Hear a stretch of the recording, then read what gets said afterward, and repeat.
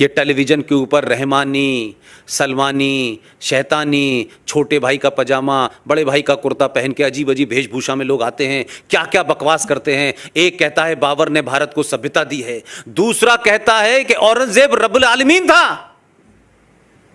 वो औरंगजेब को महिमा मंडित करते हैं। भाई माफ कीजिएगा, उनको औरंगजेब को महिमा मंडित करने का कोई इरादा नहीं है। वो हर उस शख्स को, वो हर उस मुल्क को महिमा मंडित करते हैं जो भारत और भारत की मेजॉरिटी के साथ खड़ा होता है। हर उस आदमी को महिमा मंडित करते हैं जिसने आपके ऊपर अत्याचार किए हैं। उनका औरंगजेब से कोई संबंध नहीं है। सिर्फ इसलिए कि औरंगजेब ने जो किया, बाबर ने जो किया, शाहजहां ने जो किया, आपको जलील करने के लिए आप लगातार उस कुंठा में रहें, उस इंफर्टी कॉम्प्लेक्स में रहें, उस एहसास कमतरी में रहें। इसलिए हर वो चीज के साथ वो वर्ग खड़ा हुआ है जिसमें आपको छोटा बौना दिखाया जा सके।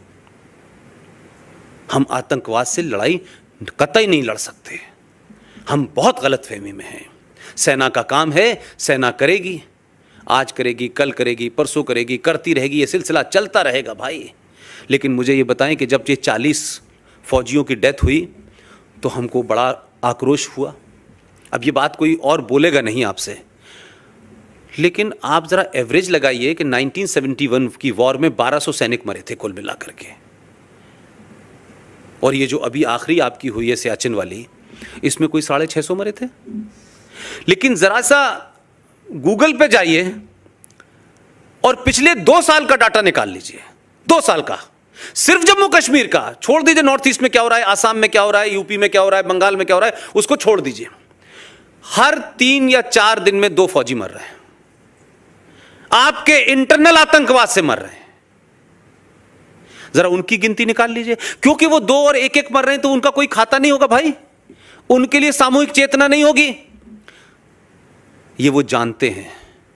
1971 वॉर के बाद पाकिस्तान को यह पता चल गया था कि वो सीधे तौर पे भारत से नहीं लड़ता, ना लड़ सकता है, तो उन्होंने एक डॉक्ट्रिन को ईजाद किया जो भारत के कुछ समझदार लोग जानते हैं लेकिन भारत के समाज को नहीं पता है। 1971 के बाद वो एक डॉक्ट्रिन तैयार हुई और उस डॉक्ट्रिन का काम था bleed India with 1000 cuts. Bharat को 1000 जख्म दो जो लगातार रिश्ते रहे। तो ये आपके देश में रेडीमेड उनको लोग मिल जाते हैं, स्लीपर सेल मिल जाते हैं, कहीं कश्मीर के नाम से, कहीं जेएनयू के नाम से, कहीं जादवपुर के नाम से। ये तमाम वो लोग हैं जो किसी खास एजेंडे के तहत काम कर रहे हैं और भारत अपने ही घर में लड़ रहा है। लिहाजा ये लड़ाई पाकिस्तान को माइनस भी कर दे थोड़ी देर में तो आपके यहाँ बड़ी भयावह है। इसलिए ऐसा नहीं होता कि यकायक एक शख्स एक यूनिवर्सिटी का वाइस चांसलर रहता है, माइनॉरिटी कमीशन का चेयरमैन रहता है, ईरान में राजदूत रहता है, भारत का उपराष्ट्रपति बनता है, 2-2 बार बनता है और उतरते ही उसको डर लगने लगता है कि मुसलमान भारत में, डर लगता है उनको। अब उस हामिद अंसारी से ये पूछो भाई कि अगर तुम्हें ये पता चल गया सारा मलाई खाने के बाद कि अब इस मुल्क में डर लगता है तो बर्मा के बॉर्डर पे जाओ, वहां से जो रोहिंग्या मुसलमान आ रहे हैं उनको वहीं रोको भाई को, मत जाओ इस मुल्क में। मुझे डर लग रहा है, तुम्हें भी डर लगने लगेगा, मत जाओ इस मुल्क में। वो मक्कार वहां नहीं जाता है। इसलिए आपके शहर के कुछ लोग, उनको 2015 में एक साहब को डर लगा कि डर लग रहा है, वो अपनी बीवी से बेडरूम में कह रहे थे कि हम सुबह निकल चलते हैं, हमें डर लग रहा है, लेकिन अभी तक गए नहीं, वो चले जाते, हमने रोका नहीं था। फिर शिकायत 2018 में एक साहब को डर लगने लगा, वो मेरी यूनिवर्सिटी से पढ़ के आए थे, मेरे सीनियर हैं, उनको भी डर लगने लगा। मुझे ऐसा लगता है कि हर जो कंपोनेंट है उस समाज का, वो जुडिशरी में हो, वो सत्ता में हो, वो विपक्ष में हो, वो कश्मीर में हो, वो आसाम में हो, वो फिल्म इंडस्ट्री में हो, वो क्रिकेट में हो, वो हॉकी में हो, एक कोऑर्डिनेटेड अटेम्प्ट है। एक दूसरे के तार हैं ये, कि जो जिस हैसियत में है उस हैसियत में इस मुल्क को अपने पंजों पे खड़ा रखो। इस मुल्क की जो पहचान है उस तरफ लोग न बढ़ें। जैसे ही बढ़ते हैं आप, क्या वजह हो गई भाई कि अभी यकायक डर लगने लगा? मैंने इतनी घटना गिताई इस देश के अंदर, कभी डर नहीं लगा। 350, 400, 500 लोग आपके मुंबई बम धमाकों में मरे, किसी ने कहा था कि डर लग रहा है? किसी को डर क्यों नहीं लगा भाई? लेकिन अब डर शायद इसलिए लग रहा है कि हम जैसे लोग, GD बख्शी जैसे लोग, RSN, सुशील पंडित, गौरव आर्या और तमाम वो ताकतें जिनको लगता था कि 70 साल हमारे यहाँ कहा जाता है, यूपी में कहावत है कि 7 साल के बाद जो कूड़ा डालने की जगह होती है ना, कहते हैं 7 साल बाद तो उसके भी दिन बदल जाते हैं और कूड़े के ढेर की जगह कोई मकान बन जाता है, कुछ अच्छी जगह बन जाती है। इस देश को 70 साल लग गए। ये कूड़े का ढेर साफ हो रहा है, ये ढेर बदल रहा है, तो लोगों को लगता है कि वीर सावरकर के बारे में उत्तर प्रदेश में चर्चा हो रही है।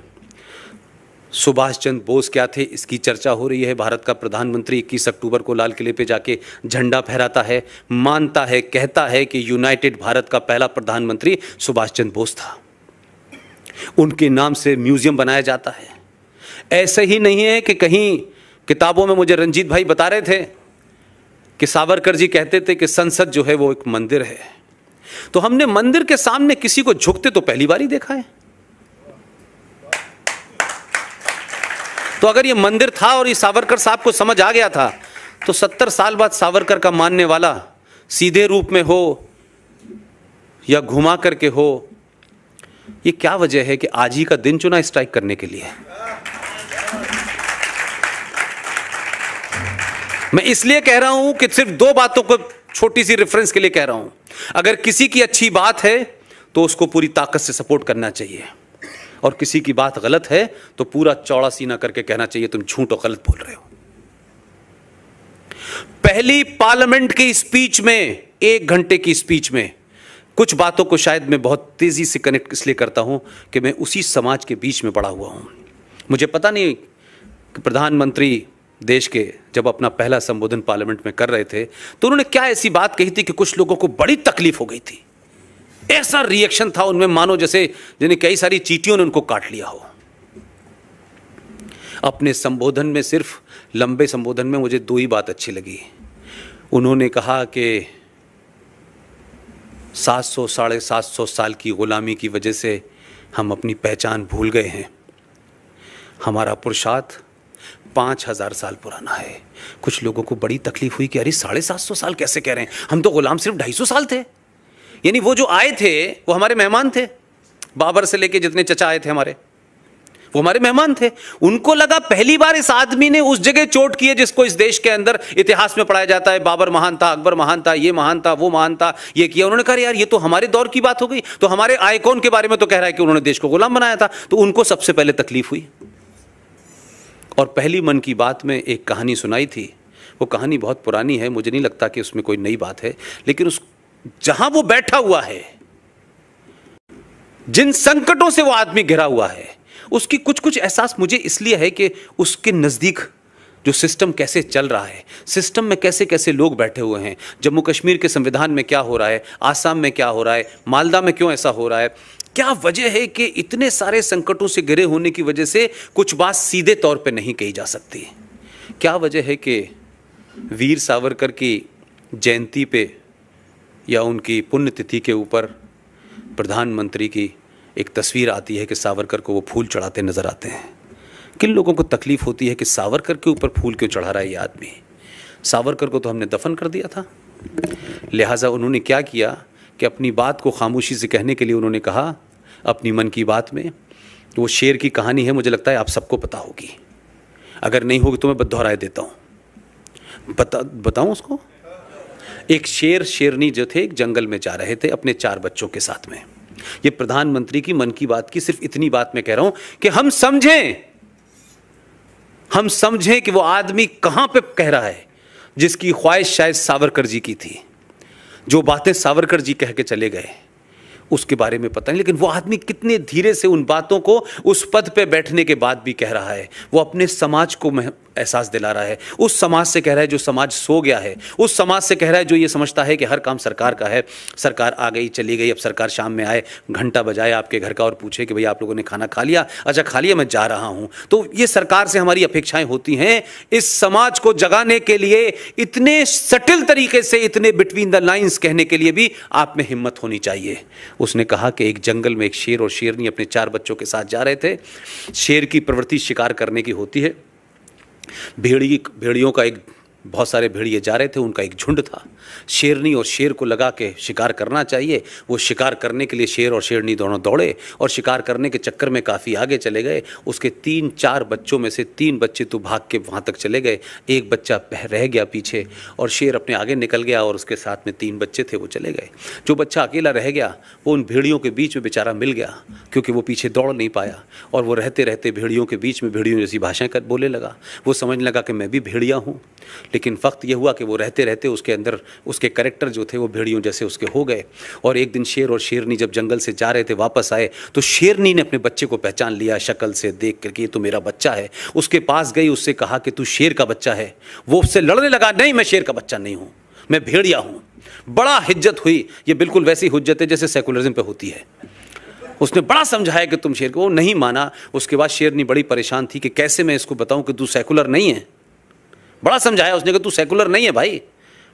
खैर वो उसको एक जंग वहाँ ले गई कुएं के पास और उससे कहा कि मेरी शक्ल देख और अपनी शक्ल देख, हम दोनों एक ही से हैं। उसने देखा और जैसे उसके बच्चे के चेहरे पे ये आया कि उसको कुछ एहसास हुआ, शेरनी ने दहाड़ लगाई, तो वैसी वो शेर ज़ोर से, बच्चा जो था वो शेर दहाड़ लगाए और उसके बाद बोला कि नहीं मैं तेरा बच्चा हूँ, मैं शेर का बच्चा हूँ। तो हिंदुओं की स्थिति उस भेड़ वाले शेर की तरह हो गई है। इसकी ताकत से मानिए कि आप 5000 साल पुरानी सभ्यता के भाजक हैं। आप किसके, आपके पूर्वज कौन थे, वो कौन लोग थे, कुछ उसका भी गर्व करिए। ऐसा ही नहीं है कि 700 साल के दौर की वजह से आप इतनी हीन भावना के शिकार हो गए हैं कि अपने पुरुषार्थ को आप भूल गए हैं, अपनी पहचान को आप भूल गए हैं। और ये मत कहिए बार बार कि हमारे डीएनए में लिखा हुआ है। हमारे डीएनए का जो भी आइटम था वो उस आदर्श समाज के लिए था, जब समाज में मूल परंपराएं थी, कुछ कानून थे, कुछ रूल थे। इसलिए हमारा बिहेवियर था कि हम हथियार नहीं उठाते थे, हम तर्क से बात करते थे। लेकिन 5000 साल पुराने हथियार से आज के आतंकवाद से नहीं लड़ सकते आप। आज आपको उसी हथियार की जरूरत है जिस हथियार आपके सामने है। लिहाजा ये मत कहिए कि हम तो सदियों से ऐसे ही थे।